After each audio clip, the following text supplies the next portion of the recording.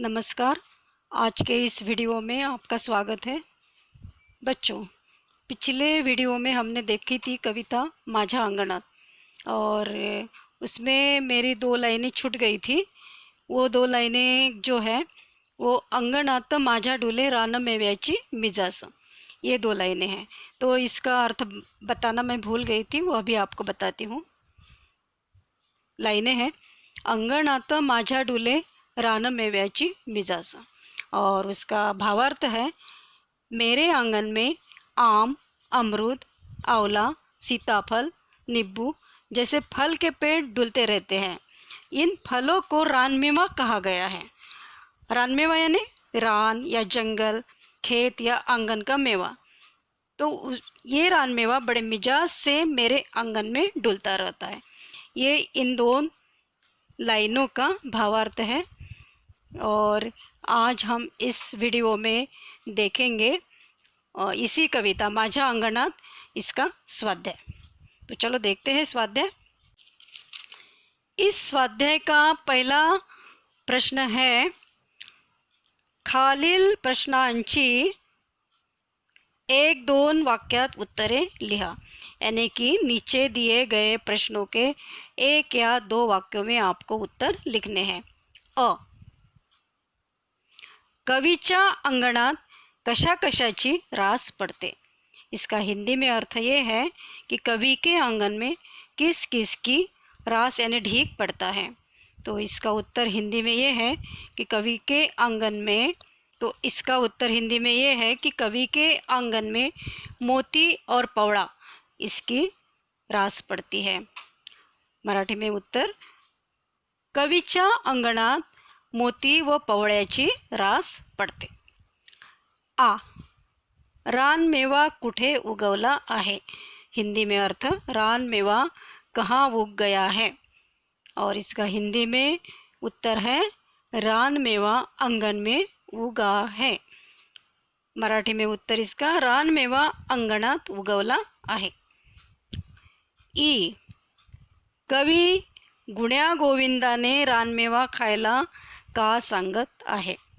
हिंदी में अर्थ, कवि प्रेम से मिलजुल के रानमेवा खाने के लिए क्यों कहते हैं। क्योंकि देने से और लेने से रानमेवा बढ़ता है, इसलिए कवि क्या बोलते हैं कि गुण्या गोविंदाने रानमेवा खाओ। मराठी में उत्तर देखो, कवी गुण्या गोविंदाने रानमेवा खायला सांगत आहे, कारण दिल्या घेतल्याने रानमेवा वाढतो। इस प्रकार से भी लिख सकते हैं आप, और अभी मैं जो बताने जा रही हूँ उस प्रकार से भी लिख सकते हैं। रानमेवा दिल्या घेतल्याने वाढतो, म्हणून कवी गुण्या गोविंदाने रानमेवा खायला सांगत आहे। का लिखना नहीं, का से क्या किया, प्रश्न पूछा गया है। बड़ी, कवीच्या अंगणात पाखरे का येतात। हिंदी में, कवि के आंगन में पाखरे यानी पक्षी क्यों आते हैं। दाना खाने के लिए। तो इसका मराठी में उत्तर है, कवीच्या अंगणात पाखरे दाणे टिपण्यासाठी येतात। अब इस स्वाध्याय का दूसरा प्रश्न देखते हैं। दूसरा प्रश्न है, खालील अर्थाच्या कवितेतील ओळी लिहा। ये जो है अ, आ, ई और ई, ये क्या दिए हैं, अर्थ दिए हुए हैं, और इस अर्थ की लाइनें हमें कविता में ढूंढ के लिखना है। बहुत आसान है। तो उसका पहला देखते हैं हम। अ, गहू ज्वारीच्या राशीच राशी शेतात पडल्या आहेत। तो इसकी कविता की लाइनें हैं, काळ्या शार मातीतूनी मोती पवळ्याची रास। ये इसका उत्तर है। आ, काळ्या भोर मातीतून टपोरे दाणेदार असे खूप सारे धान्य पिकते। तो इसकी कविता की लाइनें हैं, गहू शाळवाचं मोती काळ्या रानात सांडलं। ये इसकी लाइनें हैं। ई, शेतातून काम करून दमून आल्यावर आई घास भरवते। इस अर्थ की कविता की लाइनें हैं, जीव दमतो शिणतो घास भरवते माय। और लास्ट वाला है, बडीई रानातला रानमेवा एकमेकांना देत घेत आनंदाने खाऊया। इसकी कविता की लाइनें हैं, रानातला रानमेवा तुम्ही आम्ही सारे जण गुण्या गोविंदाने खावा। तो ये हो गया बच्चों प्रश्न दूसरे का उत्तर। अब देखते हैं हम प्रश्न तीसरा। प्रश्न तीसरा, तुम्ही पाहिलेल्या एखाद्या धान्याच्या शेताचे वर्णन थोडक्यात।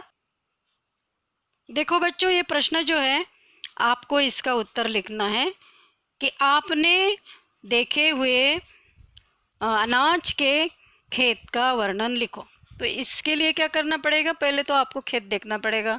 खेत देखने के बाद उस खेत में आपने क्या देखा, अनाज देखा है तो वो कैसे है वो सारा देखना है। तो मेरे मन से तो मैं तुमको इसकी थोड़ी आइडिया देती हूँ कि इसका उत्तर कैसे लिखना है।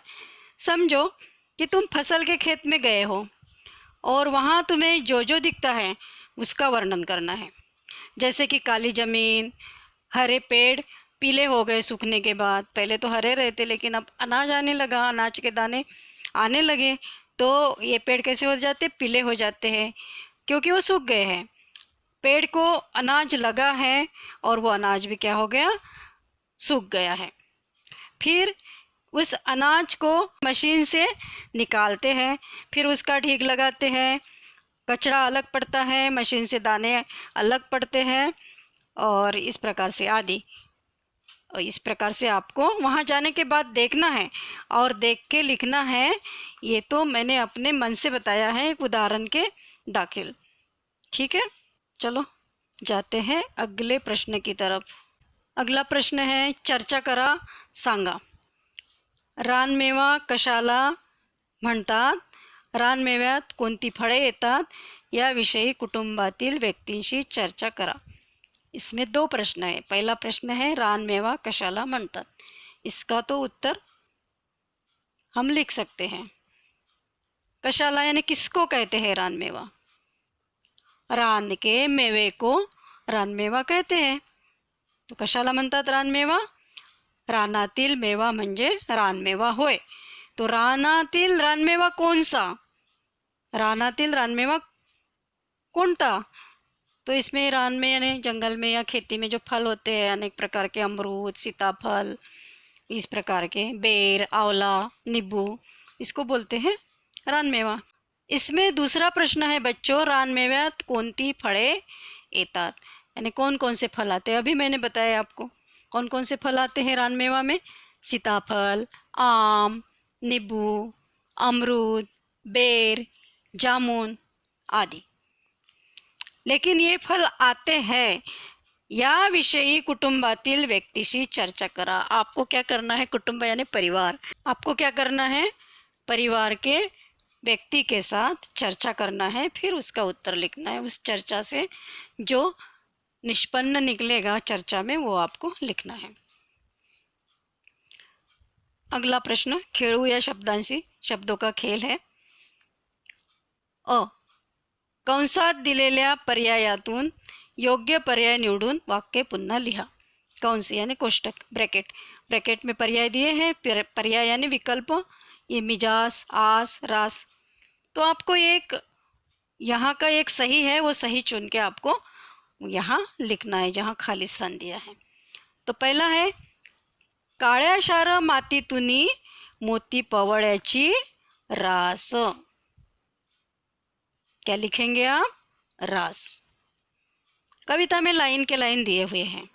दूसरा, घरामंदी घरट्यात जशी दुधातली साय। क्या लिखेंगे यहाँ, साय। तीसरा, दूर उडून या जाता आंसू येती गालावर। कविता में दिया हुआ है तो यहाँ क्या लिखेंगे हम, गा ला व र। तो ये हो गया हमारा प्रश्न खेळू या शब्दांशी। उसमें आ नंबर का है, वो देखते हैं अभी। आ में समूह दर्शक शब्दांची यादी करा। समूह दर्शक शब्दांची यादी करा। इसमें उदाहरण दिया है जैसे कि धान्य, धान्य यानी अनाज, अनाज के समूह, समूह यानी ग्रुप, अनाज के समूह को क्या बोलते हैं? रास, मराठी में, है ना। हिंदी में क्या बोलते हैं? ढीग। तो इसी प्रकार से ये जो दिए हैं ना शब्द, इनके समूहों को क्या बोलते हैं ये हमें यहाँ लिखना है। तो पहला है लाकडाची। लाकुड़ यानी लकड़ियाँ, लकड़ियों का गट्ठर जो होता है उस गट्ठर को मराठी में बोलते हैं लाकडाची मोड़ी। क्या बोलते हैं? लाकडाची मोड़ी। दूसरा है पक्ष्यांचा। पक्षी के समूहों को क्या कहते हैं? पक्षी के समूहों को क्या कहते हैं? तो पक्षी के समूहों को कहते हैं थवा। क्या कहते हैं? थवा। तीसरा है केळीचा। केळी यानी केला। इसके समूहों को क्या बोलते हैं? इसके समूहों को बोलते हैं घड़। चौथा है प्राण्यांचा। प्राणी के समूह को बोलते हैं कळप।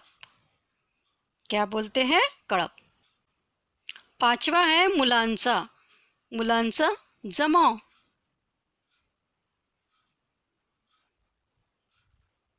और छठा है द्राक्षांचा घोस। द्राक्षांचा घोस।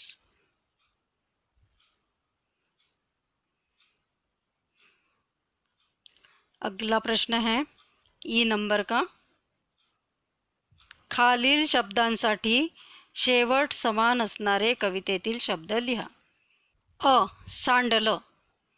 आखिरी के जो समान शब्द हैं वो हमें लिखना है। समान यानी एक जैसे उच्चारण जिससे होता है। सांडलं, इसके लिए शब्द आया है पडलं।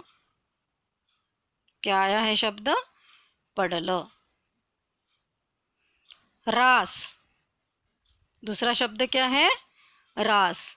रास के जैसा इसका समान शब्द आया है मिजाज।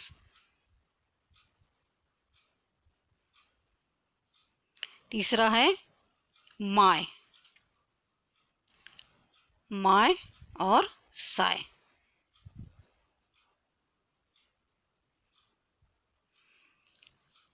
अगला प्रश्न देखते हैं। खालील शब्दांसाठी प्रमाण भाषेतील शब्द लिहा।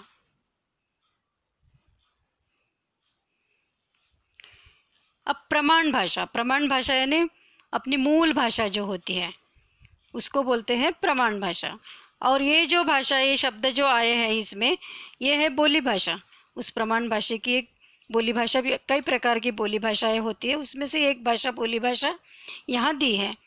तो इसके हमें प्रमाण भाषा लिखना है। पहला है खावा। खावा प्रमाण भाषा में इसका शब्द है खाने। खाने। दूसरा माय। माय को बोलते हैं आई प्रमाण भाषा में। तीसरा घरामंदी। घरामध्ये क्या बोलते हैं प्रमाण भाषा में? घरामध्ये। और चौथा है आंसू। आंसू किसको बोलते हैं प्रमाण भाषा में? इसको बोलते हैं अश्रु। तो ये हो गया हमारा ये नंबर का प्रश्न। अब हम देखते हैं उपक्रम। उपक्रम में पूछा गया है तुमच्या परिसरातील एखाद्या अनुभवी शेतकऱ्याची तुम्हाला मुलाखत घ्यायची आहे, त्यासाठी प्रश्नावली तयार करा। प्रश्न ये कह रहा है कि आपके परिसर में कोई एक आध किसान हो तो उसकी आपको मुलाकात लेना है, इंटरव्यू लेना है उसका, और उस इंटरव्यू के लिए आपको जो प्रश्न तैयार करने हैं वो प्रश्नावली आपको लिखना है, यहाँ पे तैयार करना है। तो ये प्रश्न आपको करना है, फिर भी मैं थोड़ी सी आइडिया आपको देती हूँ कि किस प्रकार से मुलाकात आप लेंगे। आप उसको सबसे पहले पूछ सकते हैं आपले नाम, यानी आपका नाम क्या है। और दूसरा प्रश्न पूछ सकते हैं शेती किती आहे, कितनी खेती है, खेत में कौन सी फसल लेते हो, यानी शेतात कुठले पीक घेता, कोरडवाहू की ओलीत शेती, यानी कोरडवाहू उसको बोलते हैं जैसे बारिश का पानी आता है उसी पर खेती बन करते हैं, उसको बोलते हैं कोरडवाहू। और ओलित उसको बोलते हैं जैसे कुआं वगैरह, पंप वगैरह लगा हुआ रहता है और उसका पानी देके फसल लेते हैं, उसको बोलते हैं ओलित। तो हम ये प्रश्न भी किसान को पूछ सकते हैं कि आपकी ज़मीन कोरडवाहू आहे की ओलित। फिर पूछ सकते हैं किती पीक निघतं, कितनी फसल आती है, और फिर शेतीसाठी काय काय करता, खेत के लिए आप क्या क्या करते हो, पीक घरी कसं आणता, फसल घर में कैसे ले आते, ट्रॉली में भर के ले आते कि बैलगाड़ी में भर के ले आते, खत कुठलं देता, खाद कौन सी देते, रासायनिक देते हैं कि देशी खाद देते हैं, और किस प्रकार से देते हो, और कीटकनाशक कौन सा यूज़ करते हो, कीटकनाशक कोणतं वापरता है। इस प्रकार के प्रश्न पूछ के हम उसकी प्रश्नावली तैयार कर सकते हैं। तो ये प्रश्न आपको लिखना है बच्चों, ये थोड़ा सा आइडिया मैंने दिया। अगला प्रश्न है, और थोड़ा सा खेल खेलते हैं, मजा आता है। स चा शब्द पंखा पूर्ण करा। प्रश्न है कि स चा शब्द पंखा पूर्ण करा। यहाँ पे जो शब्द ये वाक्य दिए हैं, जैसे पहला है वर्णमालेतील 32वें अक्षर, हमें इसमें लिखना है, किसमें लिखना है, इसमें लिखना है हमें, वर्णमाला का जो 32 नंबर का अक्षर है उसको लिखना है। देखते हैं हम वर्णमाला देखते हैं। तो ये है वर्णमाला। अभी हम गिनते हैं 32वां अक्षर कौन सा है। देखो बच्चों, 1 2 3 4 5 6 7 8 9 10 11 12 13 14 15 16 17 18 19 20 21 22 23 24 25 26 27 28 29 30 31 और ये 32। कौन सा है वर्णमाला का 32वां अक्षर? स।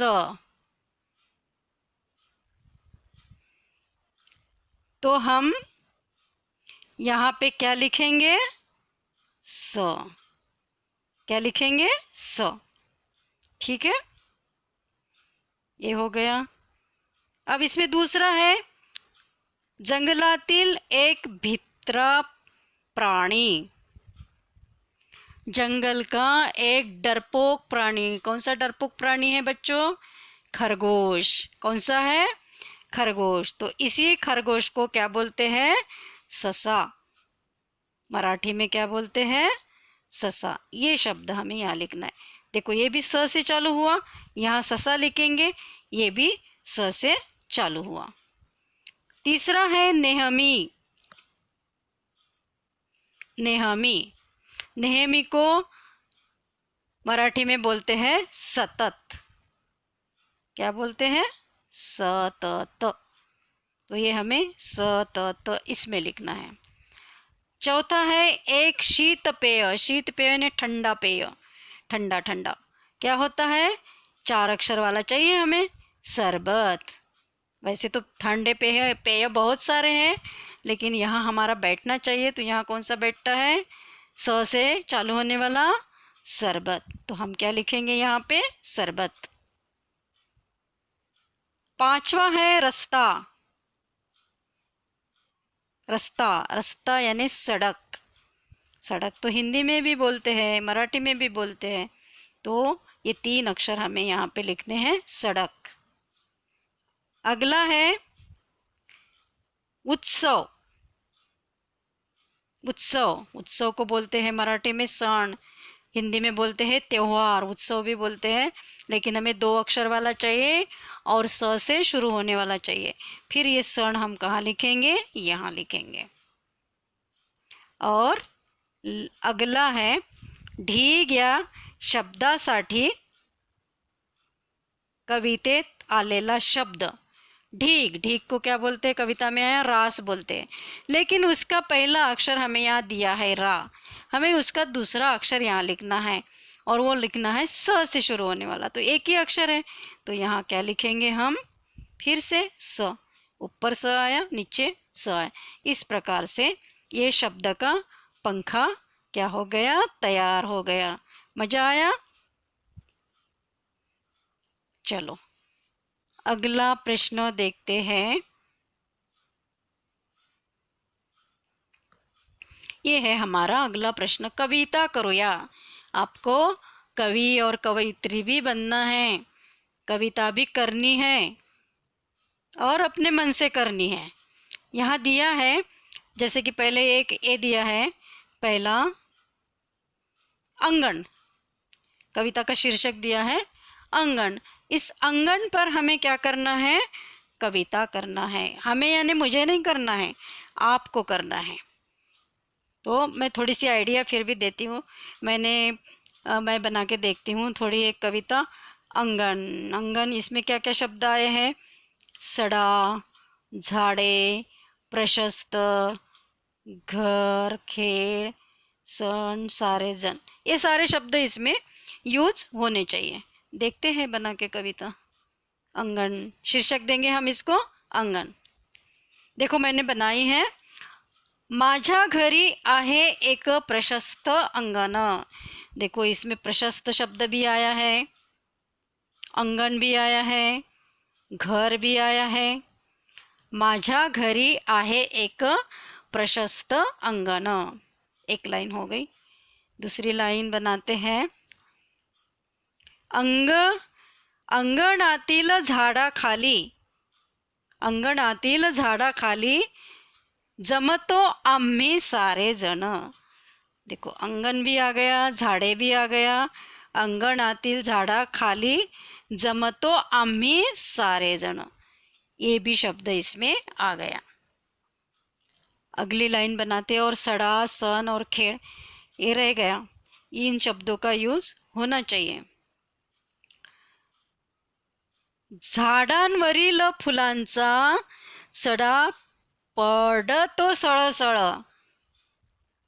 देखो झाडांवरील फुलांचा सडा पडतो सळसळ, सगळे जण जमून आम्ही साजरे करतो सारे सण। सगळे जण जमून आम्ही साजरे करतो सगळे सण। एक रह गया खेळ। अब ये खेल के लिए आप बनाना। चलो अगली कविता हमें बनानी है सन। थोड़ा ट्राई करके देखो, आप लोग भी कर सकते होंगे। तो सन पर हमें कविता बनानी है और गुड़ी पाडवा, रांगोळी, तोरण, दिवाळी, मेळ, पाहुणे, पुरणपोळी, आनंद, इसमें क्या होना चाहिए, उपयोग होना चाहिए ये सारे शब्दों का। देखते हैं, लेकिन आपको मेरी कविता नहीं लिखनी है, आपको अपनी बना के लिखना है। सण, सण गुढी पाडव्याचा आला, सण गुढी पाडव्याचा आला, दारी तोरण बांधा, तोरण, दारी तोरण बांधा, नववर्षाचे स्वागत करण्या,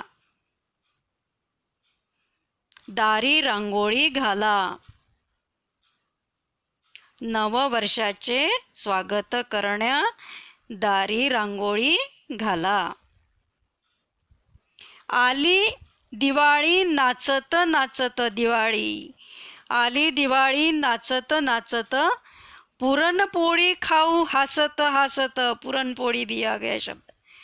पुरणपोळी खाऊ हसत हसत, येती पाहुणे मेळात, मेळ पाहुणे, येती पाहुणे मेळात, सण करू आनंदात. सारे शब्द आ गए. तो ये मैंने बनाई कविता. और एक आखिरी की कविता, अंतिम कविता हमें बनानी है तोरण शब्द पे. देखते हैं इसको भी बना के. तोरण, इसमें रंग बेरंगी, पाने, सुंदर, फुले, दार और नारळ ये शब्द यूज होने चाहिए. देखते थोड़ा बना के. तोरण. आला आला श्रावण, दारा बांधूया तोरण. श्रावण महीना आ गया, सावन महीना, हम क्या करते, दरवाजे में तोरण बांधते स्वागत करने के लिए. आला आला श्रावण, दारा बांधूया तोरण. दार भी आ गया. रंगी बेरंगी फूल आणि हिरवी हिरवी पानं. रंगी बेरंगी फुले आणि हिरवी हिरवी पाने. यांना गुंफून करू एक सुंदर तोरण. यांना गुंफून करू एक सुंदर तोरण.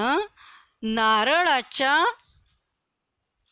कलशाने करू नव्या युगाचे या नव्या वर्षाचे स्वागत. नारळाच्या कलशाने करू नव्या वर्षाचे स्वागत. ये 3 कविताएं बच्चों मैंने अपने मन से बनाई हैं, लेकिन ये कविताएं आपको अपने मन से बनानी है. ठीक है. तो यहाँ हमारा इस स्वाध्याय माझ्या अंगणात इस कविता का हो गया. अब अगले वीडियो में हम अगला पाठ देखेंगे. पाठ का नाम है गोपाळचे शौर्य. धन्यवाद.